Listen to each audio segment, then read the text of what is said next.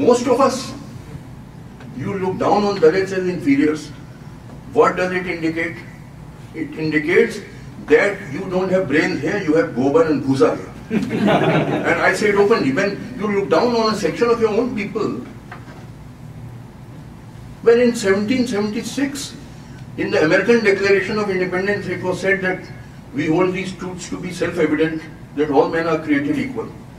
Since then, almost 240 years have passed, and still you are looking down on a section of your own people.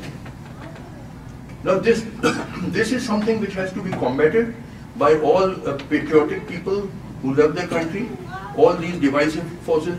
There's discrimination against Muslims. Muslims find it difficult to get jobs, difficult to get houses on rent in India. Christians' shops have been vandalized in many parts of Delhi and other places. Now all this shows that there are very powerful divisive forces which want to keep you weak, which want to keep you fighting with each other, so that their vote banks may be secure. The whole idea is that we must keep our vote bank secure, so all this talk of love jihad and ghar wapasi and beef ban. So see, I gave a statement here, I put it on my blog that look, I'm not compelling you to eat beef, it's your choice, you eat it or don't eat it. But I see nothing wrong in eating beef. 90% of the world eats beef. Americans eat beef, Europeans eat beef, Africans eat it, Arabs eat it, Australians eat it, Japanese eat it, Chinese eat it, Persians eat it. They are all wicked people. And you alone are the Sadhu Mahatma. You Hindus alone are the saints. What is this nonsense? And you say, cow is my mother. So I said, how can an animal be the mother of a human being? Like, does it carry any sense? Have you no brains in your head? Gobar, bhusa hi bhara hai tumhare khopde mein.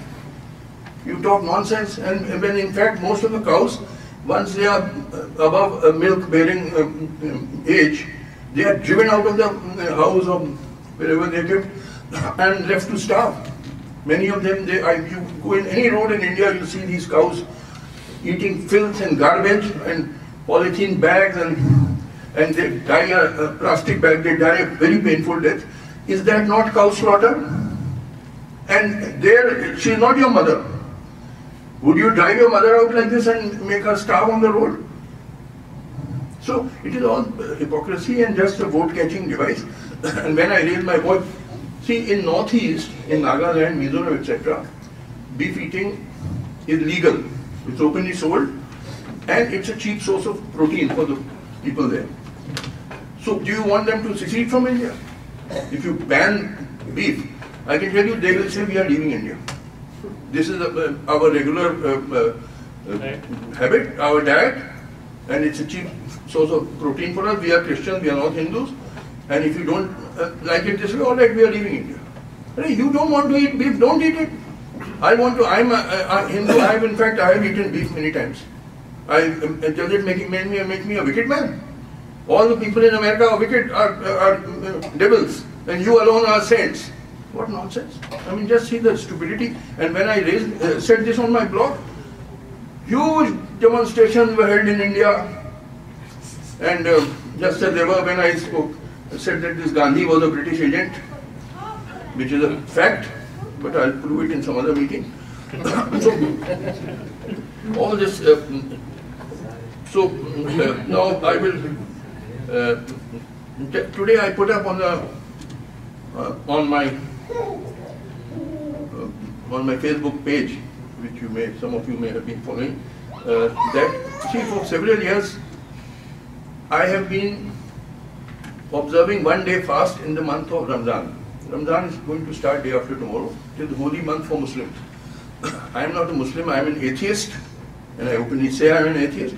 But out of respect for my Muslim brethren, one day in the Ramadan month, I keep the Muslim fast. And therefore I am appealing to you all also, that on the last Friday of Ramadan, I request all of you, if you think it all right, keep a fast for one day only, Just as I've appealed to Muslims that one day during Navratri, you people also keep fast. Just as a symbol of mutual respect for each other. Not that if I keep one day fast, I become a Muslim, or if a Muslim keeps one day Navratri fast, he becomes a Hindu. It's just showing respect for each other. And I will conclude by a verse from the great Tamil poet Subramanya Bharati. I don't know whether many of you have heard of him. Very great poet. In early 20th century, he wrote great poetry of nationalist poetry and poetry for women's emancipation. The first person who spoke out for women's emancipation. And his poem is just 2 lines. He says, this Bharat Mata has 30 crore faces, but her body is one. This is the English translation. This Bharat Mata has 30 crore faces, but her body is one. She speaks 18 languages, but her thought is one. Thank you.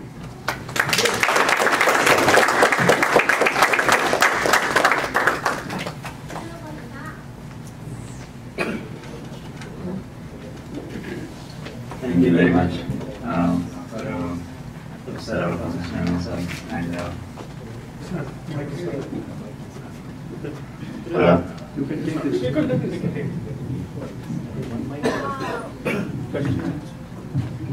Yes, question.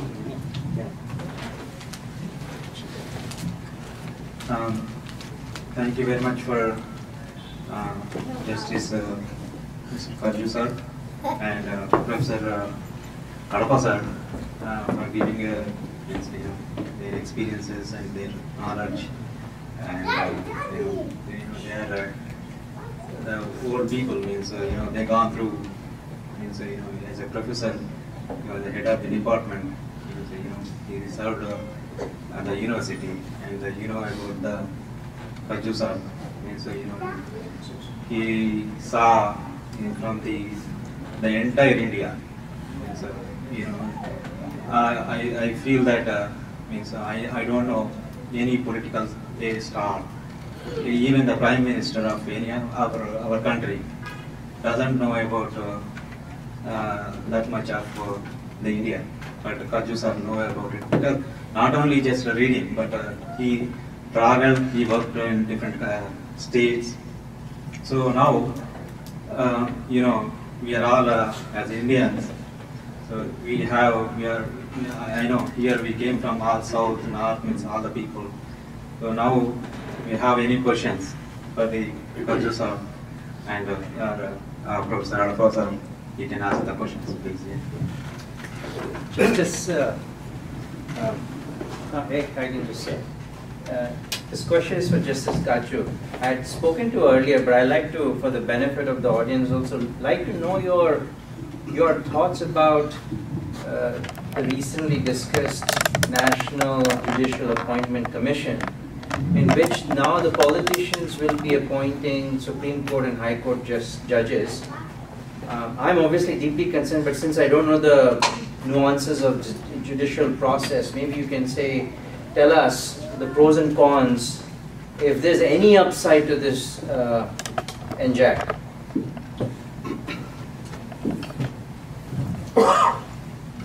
Let me tell you very frankly that it makes no difference whether you have a National Judicial Appointment Commission or whether you have the old system of the collegium system, because the Indian judiciary is beyond redemption. In fact, the entire state structure in India is beyond redemption. It has all become empty and hollow. There is nothing left. Parliament is beyond redemption. Parliament hardly functions. If you see the television debates, they're shouting and screaming all the time. There's no meaningful debate going on. More than half of the members of Parliament are criminals selected by caste and communal manipulation. Large sections of the judiciary has also become corrupt. Bureaucracy has also largely become corrupt. There is nothing left in India. I'm telling you the truth, the whole system has become hollow and an empty shell. So whether you have National Judicial Appointment Commission or XYZ, any system, everything is finished. India, all our state institutions were formed by the Constitution, which came into existence in 1950. which created the parliament and independent judiciary and all. Some of what, of course, we had borrowed from the British, like the bureaucracy.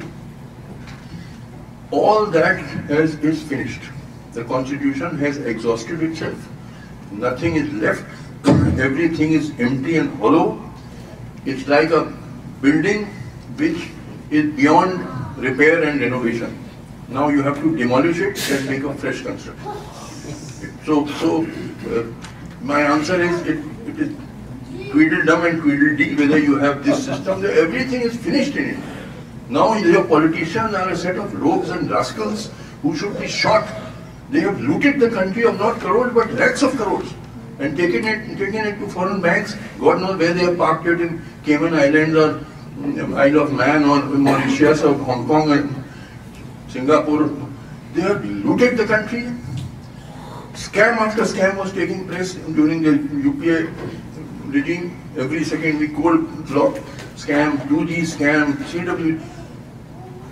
These politicians have no shame, no genuine love for the country, no self-respect. They are worse than the mafia in America, the Lucky Luciano and Al Capone and Kalu. They are small fries compared to our Indian politicians. So everything is finished.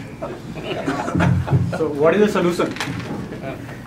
India is heading towards some kind of a French Revolution. I must tell you this because the politicians, present politicians, are incorrigible. They will not change themselves. They are shameless. They have no ethics. So, and the whole system will become hollow. So some kind of a French Revolution is coming in India. What form it will take precisely, I cannot say. But some kind of a drastic change is coming.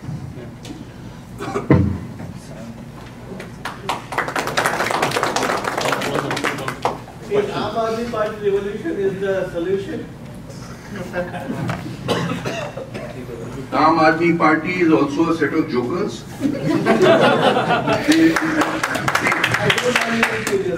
People thought that this Mr. Kejriwal is talking of removing corruption, being honest. See, Mr. Kejriwal is not a fool.